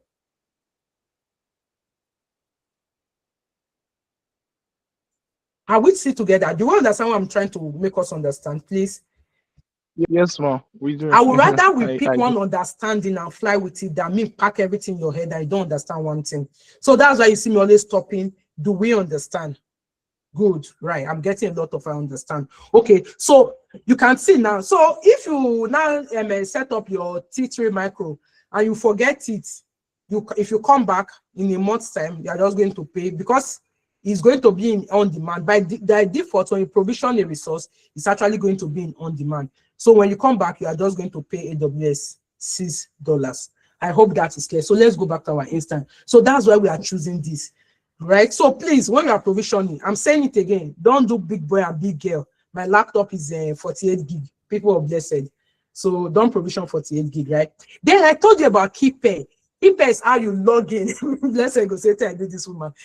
KeyPay is how you log in when you've created that EC2 instance, right? So I'm just going to be quickly creating a KeyPay. Wait, have I even given my instance name? Yeah, I called it this. So let me just grab this.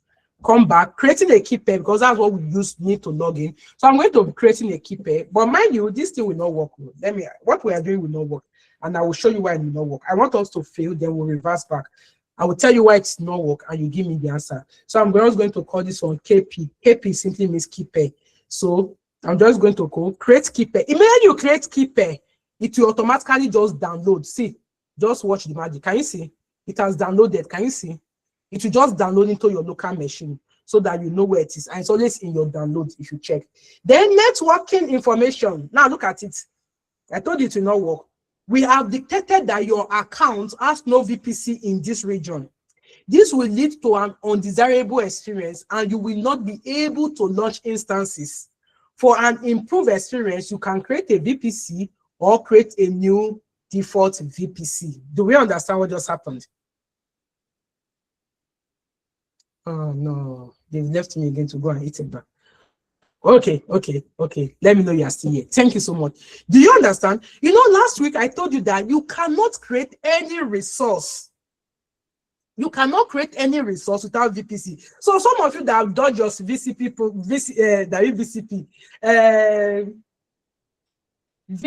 projects and say because it's too elementary for you, that is when we are creating the server that launches Nigerian Police Force workload that you want to use. You can see that without VPC, you can't really create anything. Do you understand? And it's flat there showing you. So we have no option than to go and create VPC. But you are going to create your VPC. You know, most of you have created the VPC, but you tore it down. But for this project, the only way you can move on with your project too, because we are building on each project, right? So you go again, create your VPC, your subnet, public and private. Then you will now deploy your application. You screenshot everything again and upload, right? Then you can get the desired result you want. But to save time, I'm just going to click on create default VPC. Now, when I click on create default VPC, like the normal default VPC, right? I'm not doing all those NAT gateway and no. I'm just going to create the simple default VPC because I deleted the default VPC before. So I'm just going to click on create default VPC and it's going to create everything I need for me. Can we see the magic of the cloud? Can people clap for the cloud? See, by default, it created my default VPC. It created the series subnet. We are familiar with this now. This shouldn't be any shock to us now. Created our series subnet in the three different availability zone, right? Created our route table. Are we seeing? And of course, what else? What else is there? What was the last one? Let me see the people that have been following me. What was the last thing that is there? What was this last thing that is there before I show you? What else does it need to create to be complete? They just for my spirit now. Internet gateway. Internet gateway. Internet gateway. That is good. Thank you for that. Yeah, IGW, Internet Gateway. Sure. I'm smiling. I'm proud. Clap for yourself. Clap for yourself. Let's clap. So you can see, but please, for your project, don't create divorce VPC for me, right? You know why? In your own project, I'm provisioning this EC2 instance in a public subnet. But remember the laws I told you about public subnet, that you don't create workload on public subnet, right? I'm creating my own workload on a public subnet so that life will be easy for me to access this EC2 instance. But in your own project, you are going to battle it out. You will create your EC2 instance in a private subnet, right? And access it. You get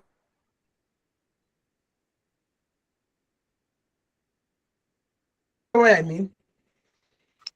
That We're it breaking will up. lead you down a lot of rabbit hole. It will lead you down to back. Yes, we can hear Can you everybody now. hear me? Yes. Okay. Oh, thank you for that.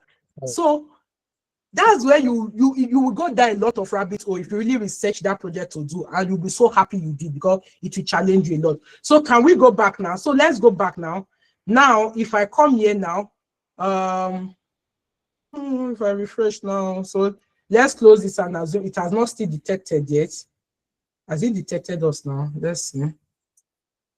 It should have detected it now. Networking. If I refresh now, everything that we've done before is just going to be gone. But what do? I will have to refresh, right? So that's one of the challenge. So I will come here. We'll leave the keypad. The keypad will still be there because we've already created it anyway. But I will refresh and we'll just quickly run with it. So remember the name of my server again, right? Then we chose an Ubuntu instance, remember, right?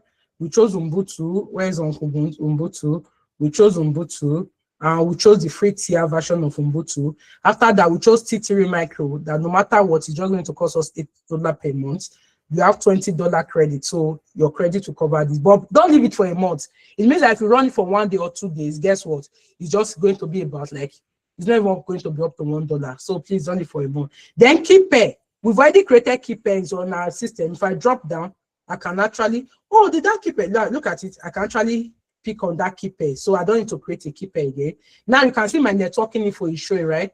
Networking is showing that I have default networking. In your own case, you have to click on edit because you might have your default VPC, but you are going to use your VPC you created. So sometimes in an organization, you can have multiple VPC. You have to make decision on what is the best VPC to put this application on. That's why you click on edit and you're able to edit the VPC and the subnet. Now for the subnet, I'm saying I don't have any preference, right? But if I want it to actually be in availability A, remember we talked about that last week. For those who were here, I can just come edit, click on it. This is my VPC, is the default. If I add more VPC, I can actually see those more VPC here, right? Then subnet, although I say no preference, you know, we have 3 subnets, A, B, and C. I can actually say that I want this to be in availability A, maybe for reasons best known to me. But if I choose no preference, it's just going to either provision, it's going to provision the EC2 instance, either in availability A, B, or C. It's going to choose for me if I say no preference, but I can still choose on my own. Now, firewall security group. I don't have a security group, so I need to create a security group. But I'm going to call the security group, this is our name, -SG, right? SG for security group. That's the short forms of security group. I'm not going to allow rules now. Now, what is the protocol? Now, this is where you set the security group rule, right? Can you see? I can allow SSH port 22, right? Meaning I want to SSH into this server, right? But where is it coming from? Look at the SSH. That's I want to log into this server from my machine, which is the SSH. But where can you SSH from? Are you seeing it now? If you say anywhere, anywhere means 0.0.0.0. It therefore means that any of you that mistakenly have access to my key pair can attack this machine. It's very, very vulnerable. So this is not the best way. Rather than saying anywhere, I want to be the only one to have access to the SSH. So I'll just come and click on my IP. It is so intelligent to pick up your IP address. So you don't need to go to Google and type, what is my IP? And copy and come and paste. Immediately I just say my IP, can you see? It pick up my IP immediately, right? I can describe it. I can say SSH for admin desktop, like SSH for my application, SSH for whatever, right? I can add more security group rule. Remember, I want to provision a web server on this EC2 instance. So web server is accessible on port 80 or port 443. 80 is HTTP, 443 is HTTPS. We'll understand those protocols as we dig deeper, right? So I can just come and say, okay, I want to add a security group rule. What do I want? I can come here. I want I say I want an HTTP, right? So I'll come. Can you see? I'll just scroll down. I want HTTPS is going to be 443. I don't want HTTPS. I want HTTP. So I'll scroll down. Where's HTTP? Yeah, have I passed HTTP? Yes, you have. Yes, okay. That's it. Yeah, thank you. So you can see HTTP, right? That's protocol. You can see HTTP port 80 is here waiting for me. Who should have access to HTTP? Of course, I want anywhere, right? Meaning anybody from the internet can actually have access to my application. Now the question is it allowed? We'll talk about it later, right? Okay, so let's go. So this is actually how you add security group. We know when we're talking about security group, we say by default it denies anything except you allow. So it meaning it's only this port 80 and this port 22. I'm the only one that can access it because it's only from my IP. Port 80, anybody can access it because that's where the application is being exposed to. Now the question is, are we still together? The question is, if I give you my key pair and I have this, can you SSH and access my EC2 instance? The answer is no, because even though you have my key pair, you cannot, you are not permitted to have access to the SSH because I'm denying you that. Okay, so that being said, we just leave that. Then I talk of storage, right? Just like you buy a laptop, you have 4 gig RAM and 1 terabyte. Somebody was boasting with 1 terabyte. There's God. 1 terabyte, 500 gig, and somebody has 128 gigabyte of memory, of storage. I wonder if the person is not storing anything because only the operating system alone said. No, I'm not laughing at the person, right? But I'm just saying, why will Farouk have 128, right? Farouk, no offense. So, are we still together? So, but for this machine we are setting up, guess what? We are going to be using 8 gigabyte of storage, right? So that's what we are going to be using. So this is the EBS volume. EBS volume is great. You can have more volume, like you can have Dix B, Dix N, Dix C, Dix D, Dix E. All you also have to come here. You know, we're talking about you can have as multiple volume, right? You can come here and add volume. Now, when you click on add volume, you see The free tier customer can get up to 30 gig of EBS general purpose, that's SSD. So we can get up to 30 for free tier, but we are leaving at 8 because we are not storing anything, right? The operating system is just going to take about 2 gigabytes max. So we have about 8 gig, and we are not really going to use it anyway. Just a very small application we want to run, and we'll destroy it as immediately, right? So let's leave it at this. But you can add a storage. Now you can add a storage from, you can select the selected AMI contain instant store volume. However, the instance does not allow any instant store volume. None of the instant store volume from the AMI will be accessible from the instance, because in as well that the AMI will select another instant volume, but the volume we are using is not going to allow it, right? The instant store volume is not going to, the instance we are using, because it's a very, very small instance, is not going to allow some of those properties that the AMI we are using have. So yes, then I also told you about user data, that in user data you can actually configure what you want it to be. So when you click on advanced, right, you can actually have an IAM instant profile, right? That's if you want to use IAM instant profile, then this is where you create your IAM instant profile. You can create your directory, and you also set the behavior of the EC2 instance. These are advanced, right? Like for example, now instance auto recovery. What do you want to do? How do you want the instance to auto recover? Should it default? Shut down behavior. When you shut down your instance, what should it do? Should it stop? Or when you shut down your instance, should it terminate? In that case, if you shut down the instance, you just discover that the instance is no longer there, it's terminated and gone. Hibernate behavior. What should happen? Do you want to enable hibernate or disable hibernate? Termination protection. Now, let me come. Termination protection for some instance is very key. If you enable termination protection, nobody will be able to delete that instance except they will go and purposely manually change the configuration and say they want to be able to terminate. Now, why do you put termination protection? To avoid incidental termination. I don't know if you understand that word. Meaning, you don't just want anybody to just wake up one day and because the person has eaten too much, the person's stomach the person just go to the cloud and will just clicking and mistakenly delete a production server. You don't want that. So that's where you set termination. You disable the ability for somebody to just go and terminate. So that's what this termination protection is for. If you enable it, I will show you. I will enable it. If you enable it, you won't be able to terminate the EC2 instance, except you have to go again and change that configuration. So the I that makes you to first of all want to delete, and you could not delete, and you now see go further to now disable the protection and delete, it means you really want to delete. It wasn't accident. You understand what I mean? So that is where you set your termination protection. Then stop protection. You want to enable stop protection. You want to make people not to stop it. You understand? So you can just go down and down, capacity, tenancy, right? This RAM ID and a lot of that. But these are advanced settings that you might not need. So after the advanced setting, I told you that we are going to have what we call user metadata. User metadata is when you tell, I've already written the user metadata we're going to be using here. So let me just quickly open back to our slide. User metadata is when you tell the EC2 instance what you want to see, right? What you want to see when you set up that EC2 instance. Where's my slide again? So I'll go to my slide now. So I hope we are still following. We have a lot to do today, so we are just trying to work with time. So I'm going to copy this shebang. Copy.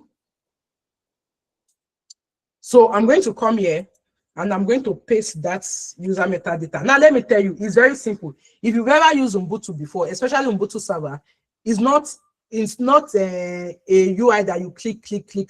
You need to be able to use the command prompt, the terminal, right?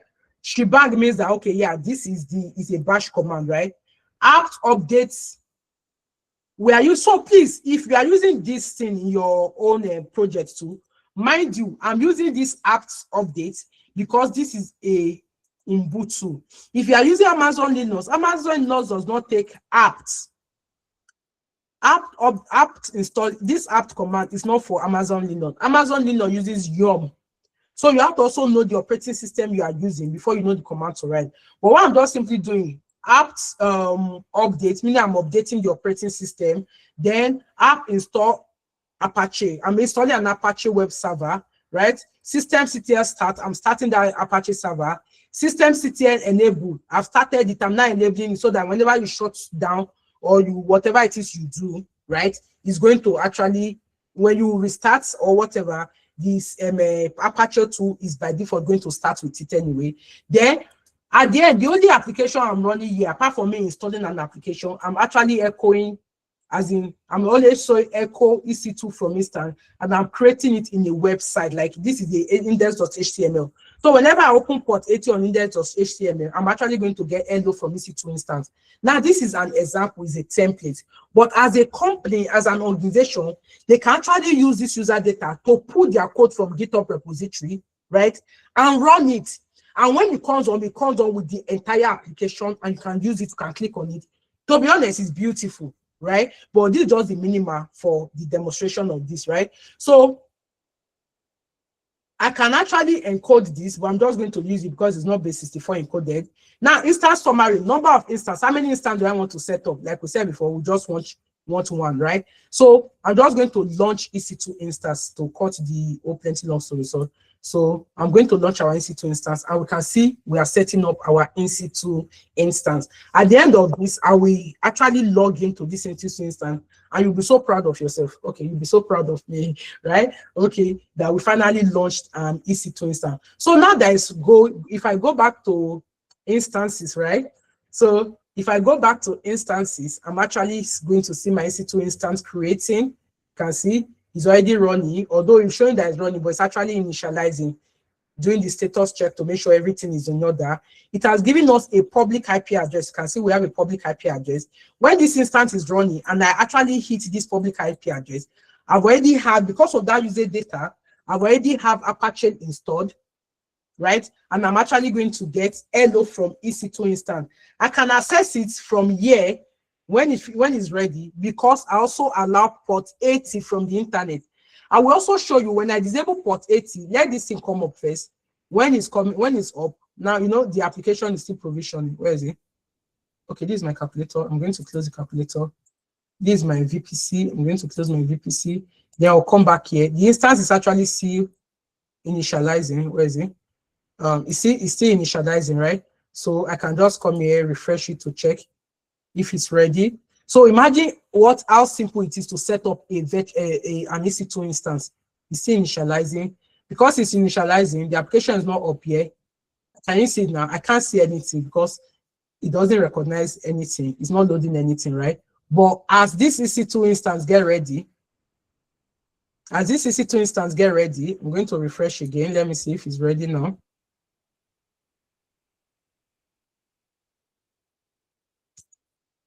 Okay, see, but I hope so far, have we followed me to this so far this point? Have we gained anything today? Was it a waste of your time? To me, it wasn't a waste of my time because I get to meet Blessed that has 48 gigabytes of RAM laptop, right? And I get to meet Farouk that his storage is just 128 gig, right? And I get to meet somebody that is boasting of 1 terabyte. So it wasn't really a waste of time for me. Yes, yeah, you can see the check is ready now, meaning right now, this EC2 instance is up and running now, right? So if we go here and we refresh this, we should actually be able to see welcome to EC2 instance, if all things worked well and the application is not misbehaving. But while we are waiting for that, I'm just going to quickly go to my terminal, right? And actually log into this. Oh, thank you. I love this person. This person has a lot of tutorials. Thank you. You remember. Thank you. Who is that? I say, who is that person? Yeah. So because by default, your browser tried to render it as HTTPS. So you can see if I zoom out for us. Can you see what we did on the user data, right? So you can see it's on HTTP. We didn't allow 443, right? If we had allowed 443, it's going to throw the error. So let us even see. Let's give it a try. What if we come now to our EC2? This is our EC2 instance running. I'll click on it. You can always modify the security group after you've created it. You can see if I click on security, can you see? I will scroll down, right? This is my security group. Can you see get Techie EC2 lab security group, right? So if I come here, inbound rule is the network that is coming in. Who is it allowed to come in? Outbound rule is going out. What is it going out to? Do you understand? We talked about this in our previous class. So if I come and click on edit inbound rule, right? Are we together? And I'm going to add a rule. Let us add our HTTP rule, right? And we are going to say, although it's not going to work, because when we talk about HTTPS, we are talking of secure, right? And if we are talking of secure, we have to actually involve TLS, which is what we call certificates, right? But so yeah, I've created a rule, right? It's not a custom rule. So let's say HTTPS. Let me see if it's able to terminate HTTPS and redirect to HTTP. But as we get along, you can actually see that with load balancer, you can actually terminate HTTPS to HTTP. So I've added HTTPS. Who should have access everywhere, right? Remember, everywhere is 0.0.0, the internet, right? So I'm just going to click on save rule. And for you to know that when I mean the internet can have access to it, if I copy this IP address down and I drop on this chart, all of you, I want you to click on it and you'll be able to actually see what I have. When you click on it and you are saying hello from EC2, you let me know, right?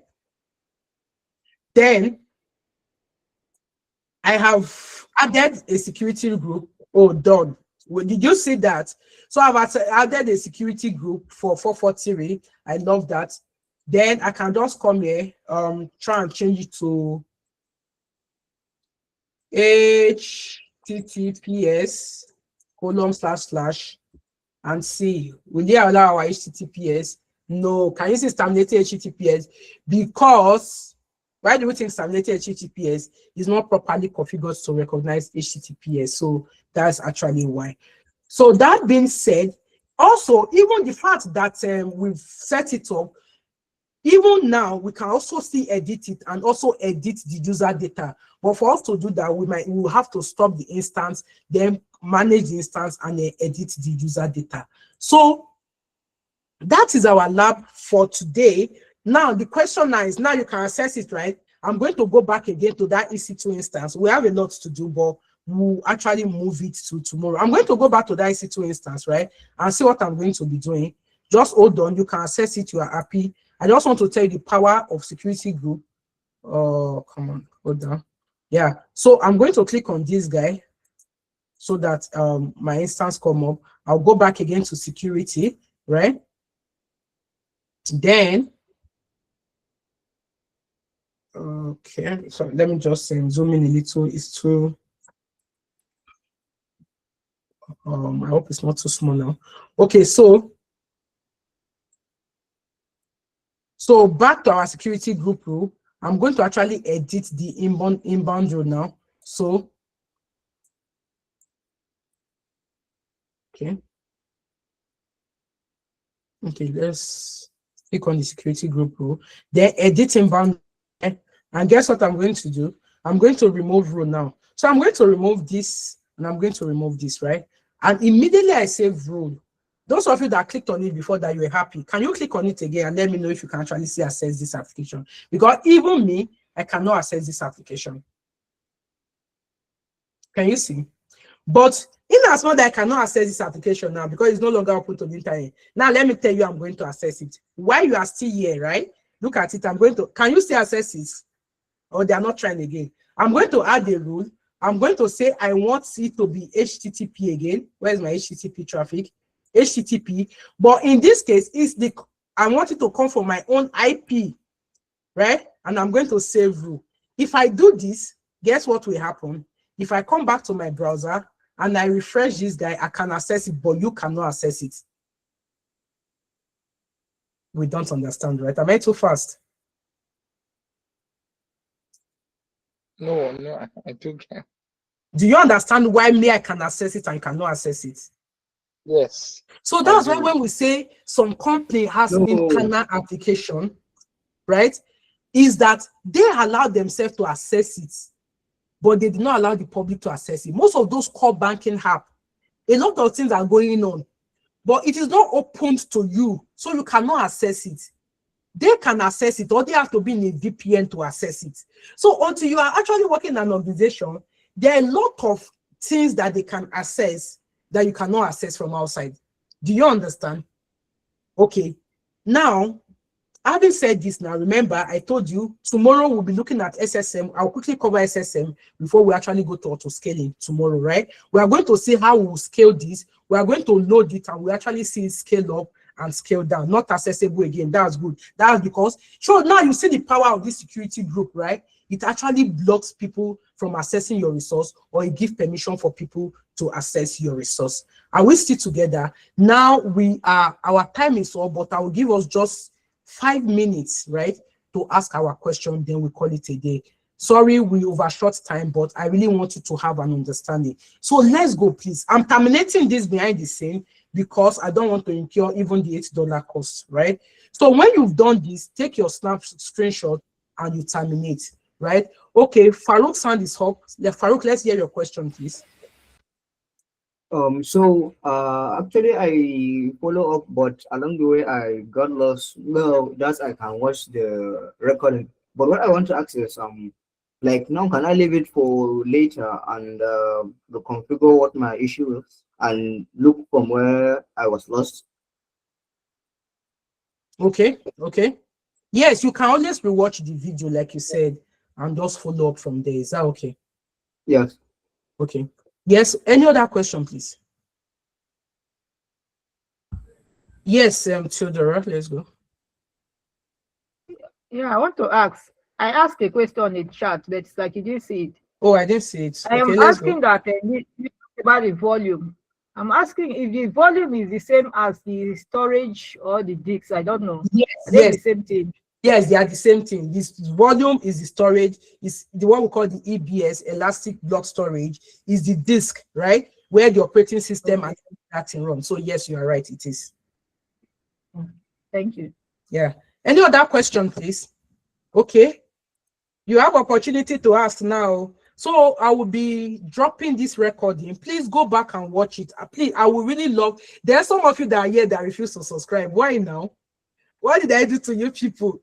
YouTube is not going to charge you people for subscribing. No, hope you know, right? So please give us some love, subscribe, right? So I'll stop the recording now.